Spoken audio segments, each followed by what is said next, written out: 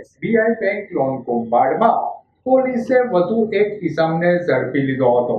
ભાવનગરમાં પીએમજેએવાય યોજના અંતર્ગત લઘુ ઉદ્યોગ શરૂ કરવા મળતી આર્થિક સહાયની લોન માટે 6 શખ્સોએ આયોજનપૂર્વક કાવતરું ઘડીને ખોટા બિલો રજૂ કરીને મશીનરી કે સ્ટોકની ખરીદી નહીં કરી રૂપિયા 1.35 કરોડની લોન મેળવી તે રકમ પોતાના અંગત ઉપયોગ માટે વાપરી બેંક સાથે છેતરપિંડી આચરી હતી.